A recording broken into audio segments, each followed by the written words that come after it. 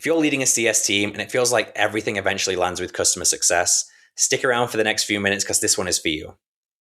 I'm going to walk you through 3 reasons customer success becomes the catch-all team and why the best CS leaders don't try to fix this by telling their teams to say no more. They do something else instead. This isn't about weak boundaries or unconfident CSMs.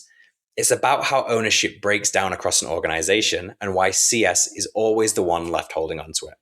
Let me walk you through what's actually happening. The first reason CS becomes the catch-all team is proximity. CS sits closest to the customer. When something feels urgent, unclear, or uncomfortable, it naturally flows towards the team that talks to the customer every day. This shouldn't mean that CS owns it. It just means that CS is visible. So, product gaps, support issues, billing questions, workflow confusion, anything that doesn't have a clean home, it will find its way to CS. And not because CS volunteered, but because no one else clearly claimed it. Over time, availability starts to look like ownership. And once that happens, it's very hard to unwind. The second reason CS becomes a catch-all is that advocacy quietly turns into accountability. CS is hired to advocate for the customer, but in a lot of organizations, that gets misinterpreted as make it work. So when something breaks or falls between teams or wasn't even fully thought through, CS becomes a safety net. They translate, they smooth things over, they chase internal teams, they absorb the frustration. At first, this looks like great customer success, but over time, advocacy turns into permanent responsibility.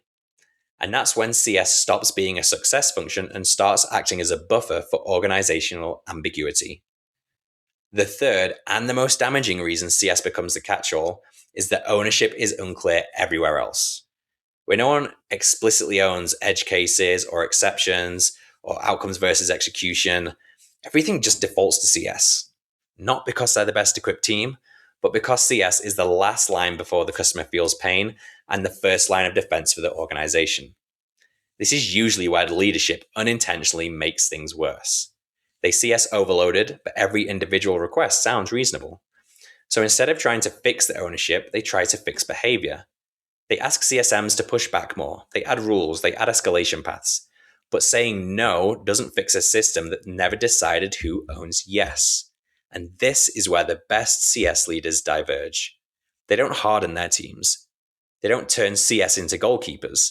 They step back and finish the design work that the organization avoided. They get explicit about what CS owns, what CS influences, and what CS does not carry, even when it's uncomfortable. They make ownership visible across teams, not just inside CS. And they understand that protecting CS capacity isn't about boundaries alone, it's about clarity.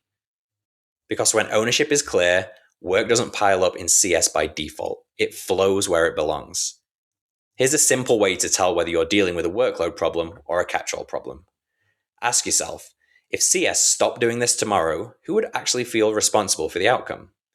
If the answer is no one, that's not a CS issue. That's an ownership gap. And CS is just absorbing the cost of it. Customer success doesn't become the catch-all because the team can't say no. It becomes the catch-all because the organization never fully decided who owns what after the sale.